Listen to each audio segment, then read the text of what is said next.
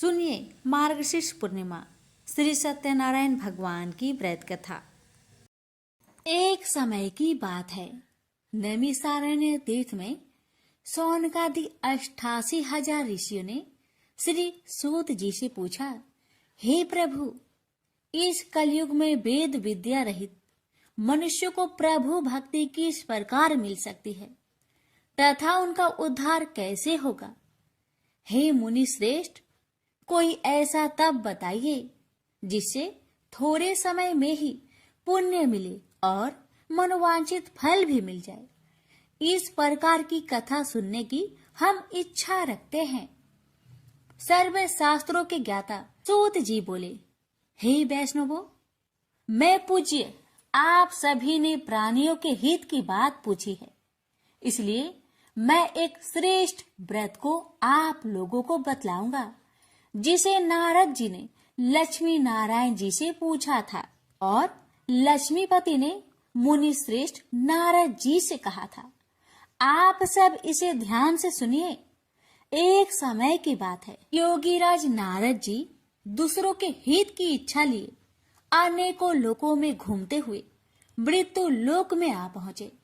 यहाँ उन्होंने अनेक योनियों में जन्मे प्राय सभी मनुष्यों को अपने कर्मों द्वारा अनेकों दुख से पीड़ित देखा। उनका दुख देख नारद जी सोचने लगे कि कैसा यत्न किया जाए, इसके करने से निश्चित रूप से मानव के दुखों का अंत हो जाए। इसी विचार पर मनन करते हुए वह विष्णु लोक में गए। वहां वह देवों के इस भगवान नारायण की स्तुति करने लगे, जिनके हाथों में शंख, चक्र, गदा और पद्म थे, गले में वरमाला पहने हुए थे। स्तुति करते हुए नारद जी बोले, हे भगवान, आप अत्यंत शक्ति से संपन्न हैं। मन तथा वाणी भी आपको नहीं पा सकती है। आपका यदि मध्य तथा अंत नहीं है, निर्गुण स्वरूप सृष्टि के कारण भक्तों के दुख को दूर करने वाले, आपको मेरा नमस्कार है। नारद जी की स्तुति सुन विष्णु भगवान बोले, हे मुनि श्रेष्ठ, आपके मन में क्या बात है? आप किस काम के लिए पधारे हैं, उसे निसंकोच कहो।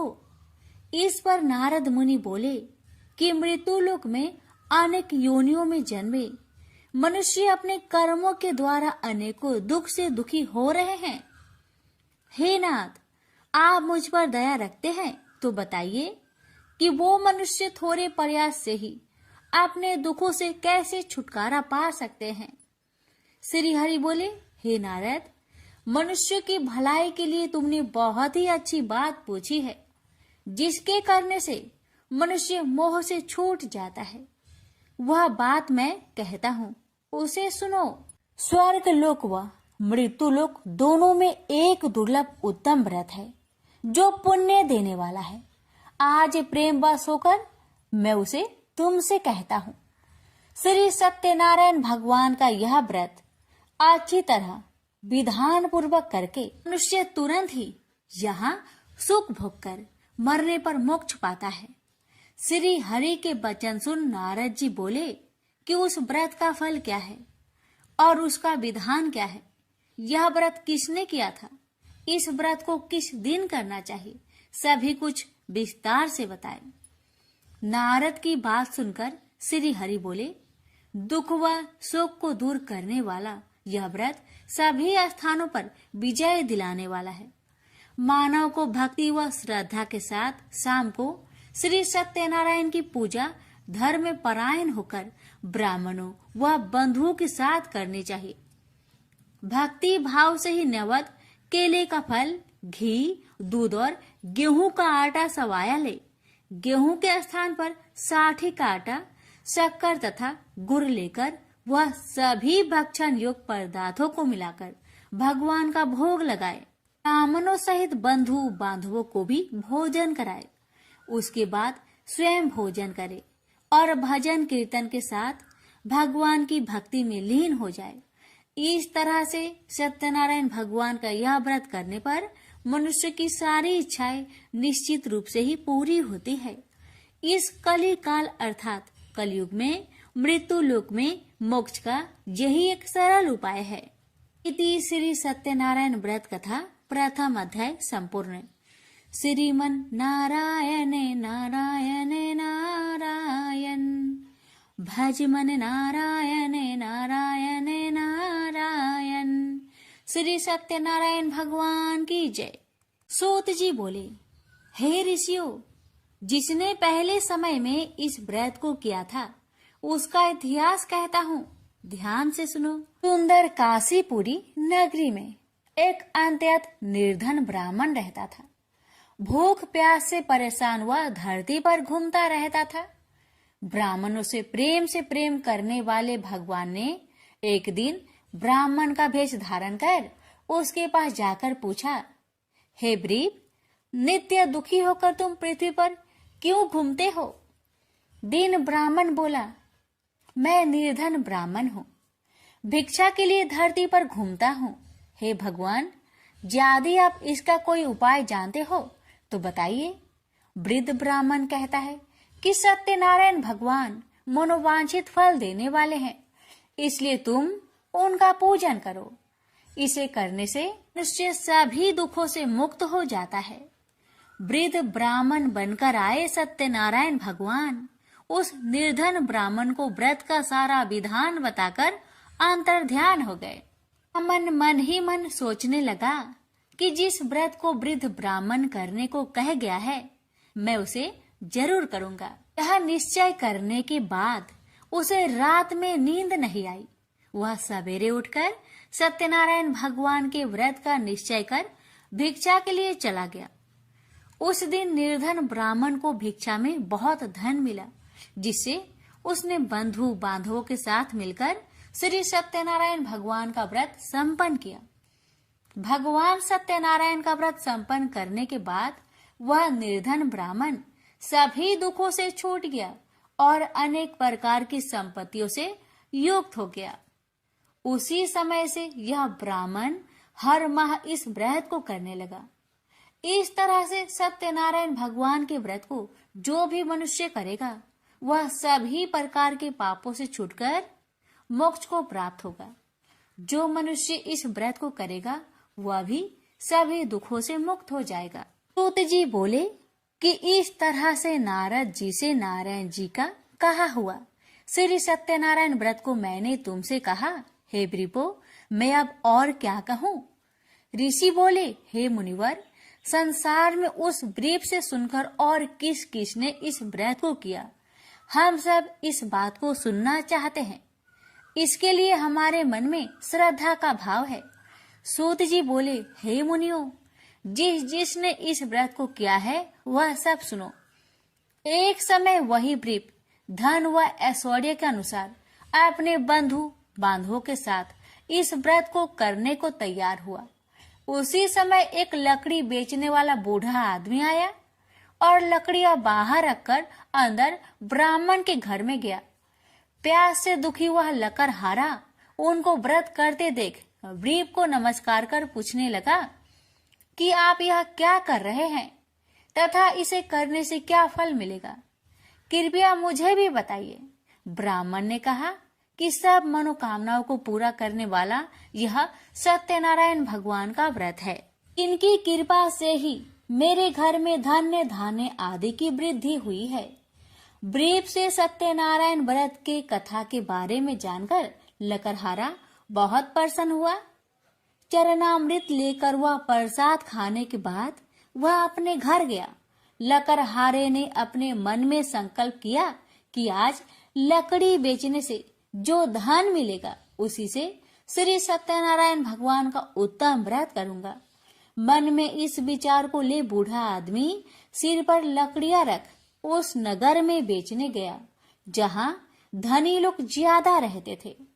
उस नगर में उसे अपनी लकड़ियों का दाम पहले से 4 गुना अधिक मिलता है। बूढ़ा प्रसन्नता के साथ दाम लेकर केले, शक्कर, घी, दूध, दही और गेहूं का आटा ले और सत्यनारायण भगवान की व्रत की अन्य सामग्रियां लेकर अपने घर गया।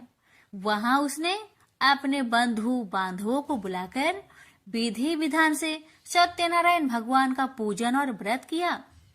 इस व्रत के प्रभाव से वह बूढ़ा लकड़हारा धन पुत्र आदि से युक्त होकर संसार के समस्त सुख भोग अंत काल में बैकुंठ धाम को चला गया। इति श्री सत्यनारायण व्रत कथा 2 अध्याय संपूर्ण। श्रीमन नारायण नारायण नारायण भज मन नारायण नारायण नारायण। श्री सत्यनारायण भगवान की जय। सूत जी बोले, हे श्रेष्ठ मुनियों, अब आगे की कथा कहता हूँ। पहले समय में उल्का मुख नाम का एक बुद्धिमान राजा था। वह सत्य वक्ता और जितेंद्रिय था। प्रतिदिन देव स्थानों पर जाता और निर्धनों को धन देकर उनके कष्ट दूर करता था। उसकी पत्नी कमल के समान मुख वाली तथा सती साध्वी थी। भद्रशिला नदी के तट पर उन दोनों ने श्री सत्यनारायण भगवान का व्रत किया। उसी समय साधु नाम का एक वैश्य आया। उसके पास व्यापार करने के लिए बहुत सा धन भी था। राजा को व्रत करते देखकर वह विनय के साथ पूछने लगा, हे राजन, भक्ति भाव से पूर्ण होकर आप यह क्या कर रहे हैं? मैं सुनने की इच्छा रखता हूँ, तो आप मुझे बताए। राजा बोले, हे साधु, अपने बंधु बांधवों के साथ पुत्र आदि की प्राप्ति के लिए एक महाशक्तिमान श्री सत्यनारायण भगवान का व्रत व पूजन कर रहा हूँ। राजा के वचन सुन साधु आदर से बोला, हे राजन, मुझे इस व्रत का सारा विधान कहिए। आपके कथा अनुसार मैं भी इस व्रत को करूँगा। मेरी भी संतान नहीं है और इस व्रत को करने से निश्चित रूप से मुझे संतान की प्राप्ति होगी। राजा से व्रत का सारा विधान सुनकर व्यापार से निवृत्त हो वह अपने घर गया। साधु वैश्य ने अपनी पत्नी को संतान देने वाले इस व्रत का वर्णन कह सुनाया और कहा कि जब मेरी संतान होगी तब मैं इस व्रत को करूंगा। साधु ने इस तरह के वचन अपनी पत्नी लीलावती से कहे। एक दिन लीलावती पति के साथ आनंदित हो सांसारिक धर्म में प्रवृत्त होकर सत्यनारायण भगवान की कृपा से गर्भवती हो गई। 10वें महीने में उसके गर्भ से एक सुंदर कन्या ने जन्म लिया। दिनों दिन वह ऐसे बढ़ने लगी जैसे कि शुक्ला पक्ष का चंद्रमा बढ़ता है। माता पिता ने अपनी कन्या का नाम कलावती रखा। एक दिन लीलावती ने मीठे शब्दों में अपने पति को याद दिलाया कि आपने सत्यनारायण भगवान के जिस व्रत को करने का संकल्प किया था उसे करने का समय आ गया है। आप इस व्रत को करिए। साधु बोला कि हे प्रिय, इस व्रत को मैं उसके विवाह पर करूंगा। इस प्रकार अपनी पत्नी को अवशासन देकर वह नगर को चला गया। कलावती पिता के घर में रह वृद्धि को प्राप्त हो गई। साधु ने एक बार नगर में अपनी कन्या को सखियों के साथ देखा तो तुरंत ही दूत को बुलवाया और कहा कि मेरी कन्या की योग वर देखकर आओ। साधु की बात सुनकर दूत कंचन नगर में पहुंचा और वहां देखभाल कर लड़की के सुयोग बनिक पुत्र को ले आया। सुयोग लड़के को देख साधु ने बंधु बांधवों को बुलाकर अपनी पुत्री का विवाह कर दिया। लेकिन दुर्भाग्य की बात ये कि साधु ने अभी भी श्री सत्यनारायण भगवान का व्रत नहीं किया। इस पर श्री भगवान क्रोधित हो गए और श्राप दिया कि साधु को अत्यधिक दुख मिले। अपने कार्य में कुशल साधु बनिया जमाई को लेकर समुद्र के पास स्थित होकर रत्नासारपुर नगर में गया। वहां जाकर दामाद ससुर दोनों मिलकर चंद्रकेतु राजा के नगर में व्यापार करने लगे। एक दिन भगवान सत्यनारायण की माया से एक चोर राजा का धन चुराकर भाग रहा था। उसने राजा के सिपाहियों को अपना पीछा करते देख चुराया हुआ धन वहां रख दिया जहां साधु अपने जामाई के साथ ठहरा हुआ था। राजा के सिपाहियों ने साधु वैश्य के पास राजा का धन पड़ा देखा तो वह ससुर जामाई दोनों को बांधकर प्रसन्नता से राजा के पास ले गए और कहा कि उन दोनों चोरों को हम पकड़ लाए हैं। आप आगे की कार्रवाई की आज्ञा दे। राजा की आज्ञा से उन दोनों को कठिन कारावास में डाल दिया गया और उनका सारा धन भी उनसे छीन लिया गया। श्री सत्यनारायण भगवान के शराप से साधु की पत्नी भी बहुत दुखी हुई। घर में जो धन रखा था उसे चोर चुरा ले गए। शारीरिक तथा मानसिक पीड़ा व भूख प्यास से अति दुखी हो अन्न की चिंता में कालावती के ब्राह्मण के घर गई। वहां उसने श्री सत्यनारायण भगवान का व्रत होते देखा। फिर कथा भी सुनी। वह प्रसाद ग्रहण कर वह रात को घर वापस आई। माता ने कलावती से पूछा कि हे पुत्री, अब तक तुम कहाँ थी? तेरे मन में क्या है? कलावती ने अपने माता से कहा, हे माता, मैंने एक ब्राह्मण के घर में श्री सत्यनारायण भगवान का व्रत देखा है। कन्या के वचन सुन लीलावती भगवान की पूजन की तैयारी करने लगी। लीलावती ने परिवार व बंधुओं सहित सत्यनारायण भगवान का पूजन किया और उनसे वर मांगा कि मेरे पति तथा जमाई शीघ्र घर आ जाए। साथ ही यह भी प्रार्थना की कि हम सबका अपराध क्षमा करे। श्री सत्यनारायण भगवान इस व्रत से संतुष्ट हो गए और राजा चंद्रकेतु को सपने में दर्शन दे कहा कि हे राजन, तुम उन दोनों वेश्या को छोड़ दो और तुमने उनका जो धन लिया है उसे वापस कर दो। अगर ऐसा नहीं किया तो मैं तुम्हारा धन, राज्य व संतान सभी को नष्ट कर दूंगा। राजा को यह सब कहकर वह अंतर्ध्यान हो गए। अतः काल सभा में राजा ने अपना सपना सुनाया। फिर बोले कि बानिक पुत्र को कैद से मुक्त कर सभा में लाओ। दोनों ने आते ही राजा को प्रणाम किया। राजा मीठी बानी से बोला, हे महानुभावो, भाग्यवश ऐसा कठिन दुख तुम्हें प्राप्त हुआ है, लेकिन अब तुम्हें कोई भय नहीं है। ऐसा कह राजा ने उन दोनों को नए वस्त्र भूषण भी पहनाए और जितना धन उनका लिया था उससे 2 गुना धन वापस कर दिया। दोनों वेश्या अपने घर को चल दिए। श्री सत्यनारायण व्रत कथा का 3रा अध्याय संपूर्ण। श्रीमन नारायण नारायण नारायण, भज मन नारायण नारायण नारायण। श्री सत्यनारायण भगवान की जय। सूत जी बोली, वेश्या ने मंगलाचार कर अपनी यात्रा आरंभ की और अपने नगर की ओर चल दिया। उसके थोड़ी दूर जाने पर एक दंड वेशधारी श्री सत्यनारायण ने उनसे पूछा, हे साधु, तेरी नाव में क्या है?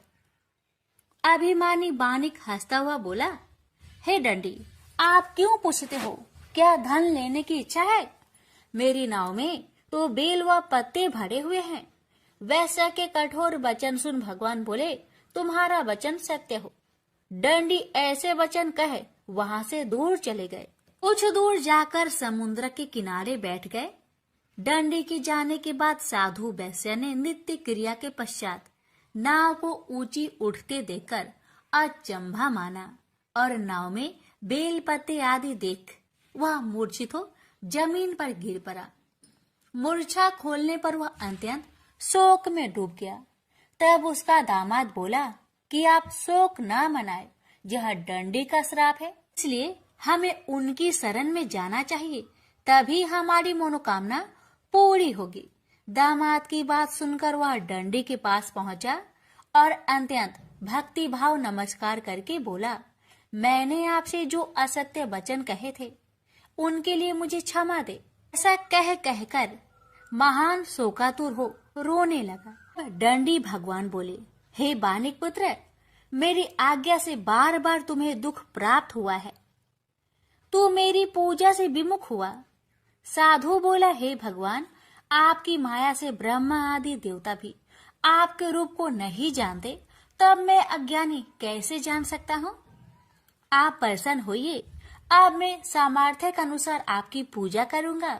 मेरी रक्षा करो और पहले के समान नौका में धन भर दो। साधु वैश्य के भक्ति पूर्वक वचन सुनकर भगवान प्रसन्न हो गए और उसकी इच्छा अनुसार वरदान देकर अंतर्ध्यान हो गए। ससुर जमाई जब नाव पर आए तो नाव धन से भरी हुई थी। फिर वही अपने अन्य साथियों के साथ सत्यनारायण भगवान का पूजन कर अपने नगर को चल दिए। जब नगर के नजदीक पहुंचे तो दूत को घर पर खबर करने के लिए भेज दिया। दूत साधु की पत्नी को प्रणाम कर कहता है कि मालिक अपने दामाद सहित नगर के निकट आ गए हैं। दूत की बात सुन साधु की पत्नी लीलावती ने बड़े हर्ष के साथ सत्यनारायण भगवान का पूजन कर अपनी पुत्री कलावती से कहा कि मैं अपने पति के दर्शन को जाती हूँ, तो कार्य पूर्ण कर शीघ्र आ जाना। माता के ऐसे वचन सुन कलावती जल्दी में प्रसाद छोड़ अपने पति के पास चली गई। प्रसाद की अवज्ञा के कारण श्री सत्यनारायण भगवान रुष्ट हो गए और नाव सहित उसके पति को पानी में डुबो दिए। कलावती अपने पति को वहां ना पाकर रोती हुई जमीन पर गिर गई। नौका को डूबा हुआ देख वह कन्या को रोता देख साधु दुखी होकर बोला कि हे प्रभु, मुझसे तथा मेरे परिवार से जो भूल हुई है उसे क्षमा करे। साधु के दीन वचन सुनकर श्री सत्यनारायण भगवान प्रसन्न हो गए और आकाशवाणी हुई, हे साधु, तेरी कन्या मेरे प्रसाद को छोड़कर आई है, इसलिए उसका पति अदृश्य हो गया है। यदि वह घर जाकर प्रसाद खाकर लौटती है तो इसे उसका पति अवश्य मिलेगा। ऐसी आकाशवाणी सुन कलावती घर पहुंचकर प्रसाद खाती है और फिर आकर अपने पति के दर्शन करती है। उसके बाद साधु अपने बंधु बांधवों सहित श्री सत्यनारायण भगवान का विधि विधान से पूजन करता है। इस लोक का सुख भोग वह अंत में स्वर्ग जाता है। इति श्री सत्यनारायण व्रत कथा चतुर्थ अध्याय संपूर्ण। श्रीमन नारायणे नारायणे नारायणे भज मन नारायणे नारायणे नारायण। श्री सत्यनारायण भगवान की जय। श्री सूत जी बोले, हे ऋषियों, मैं और भी एक कथा सुनाता हूँ, उसे भी ध्यान पूर्वक सुनो। प्रजा पालन में लीन तुंगध्वज नाम का एक राजा था। उसने भी भगवान का प्रसाद त्याग कर बहुत ही दुख प्राप्त किया। एक बार वन में जाकर वन्य पशुओं को मारकर वह बर के पेड़ के नीचे आया। वहां उसने ग्वालों को भक्ति भाव से अपने बंधुओं सहित सत्यनारायण भगवान का पूजन करते देखा। अभिमानवश राजा ने उन्हें देखकर भी पूजा स्थान में नहीं गया, न ही उसने भगवान को नमस्कार किया। ग्वालों ने राजा को प्रसाद दिया, लेकिन उसने वह प्रसाद नहीं खाया और प्रसाद को वही छोड़कर वह अपने नगर को चला गया। जब वह नगर में पहुंचा तो वहां सब कुछ तहस नहस हुआ पाया, तो वह शीघ्र ही समझ गया कि यह सब भगवान ने ही किया है। वह दोबारा ग्वालों के पास पहुंचा और विधि पूर्वक पूजा कर प्रसाद खाया, तो श्री सत्यनारायण भगवान की कृपा से सब कुछ पहले जैसा हो गया। दीर्घ काल तक सुख भोगने के बाद मरोना उपरांत उसे स्वर्ग लोक की प्राप्ति हुई। तो मनुष्य परम दुर्लभ इस व्रत को करेगा तो भगवान सत्यनारायण की अनुकंपा से उसे धन्य धान्य की प्राप्ति होगी। निर्धन धनी हो जाता है और भय मुक्त हो जीवन जीता है। संतानहीन मनुष्य को संतान सुख मिलता है और सारे मनोरथ पूर्ण होने पर मानव अंत काल में वैकुंठ धाम को जाता है। सूत जी बोले, जिन्होंने पहले इस व्रत को किया है, अब उनके दूसरे जन्म की कथा कहता हूँ। वृद्ध संतानंद ब्राह्मण ने सुदामा का जन्म लेकर मोक्ष की प्राप्ति की। लकरहारे ने अगले जन्म में निषाद बनकर मोक्ष प्राप्त किया। उल्कामुख नाम का राजा दशरथ होकर बैकुंठ को गए। साधु नाम के वैश्य ने मोरध्वज बनकर अपने पुत्र को आरे से चीरकर मोक्ष पाया। महाराज तुंगध्वज ने स्वयंभू होकर भगवान में भक्ति युक्त हो कर्म कर मोक्ष पाया। श्री सत्यनारायण व्रत कथा का 5वां अध्याय संपूर्ण हुआ। श्रीमन नारायण नारायण नारायण भज मन नारायण नारायण नारायण। श्री सत्यनारायण भगवान की जय। सत्यनारायण भगवान की आरती। जय लक्ष्मी रमना स्वामी, जय लक्ष्मी रमना। सत्यनारायण स्वामी जन पात के हरिना। ओम जय लक्ष्मी रमना स्वामी जय लक्ष्मी रमना। रत्न जरित सिंहासन अद्भुत छवि राजे, नारद करत नीराजन घंटा ध्वनि बाजे। ओम जय लक्ष्मी रमना, स्वामी जय लक्ष्मी रमना। प्रकट भय काली कारण द्विज को दर्श दियो, बूढ़ा ब्राह्मण बनकर कंचन महल कियो। ओम जय लक्ष्मी रमना, स्वामी जय लक्ष्मी रमना। दुर्बल भील कठारो जिन पर कृपा करी, चंद्रचूड़ एक राजा तिनकी विपत्ति हारी। ओम जय लक्ष्मी रमना, स्वामी जय लक्ष्मी रमना। वैश्य मनोरथ पावो श्रद्धा तज दिन ही, सो फल भोग्यो प्रभु जी फिर स्तुति किन्ही। ओम जय लक्ष्मी रमना, स्वामी जय लक्ष्मी रमना। भाव भक्ति के कारण ने छिन छिन रूप धरियो, श्रद्धा धारण किन्ही तिनको काज सरियो। ओम जय लक्ष्मी रमना, स्वामी जय लक्ष्मी रमना। ग्वाल वाल संग राजा वन में भक्ति कारी, मनोवांछित फल दीन्हो दिन दयाल हारी। ओम जय लक्ष्मी रमना, स्वामी जय लक्ष्मी रमना। चढ़त प्रसाद सवायो कदली फल मेवा, धूप दीप तुलसी से राजी सत्य देवा। ओम जय लक्ष्मी रमना, स्वामी जय लक्ष्मी रमना। श्री सत्यनारायण जी की आरती जो कोई नर गावे, रिद्धि सिद्धि सुख संपत्ति सहज रूपे पावे। जय लक्ष्मी रमना, स्वामी जय लक्ष्मी रमना। सत्यनारायण स्वामी जनपातक हरना। प्रेम से बोलिए श्री सत्यनारायण भगवान की जय।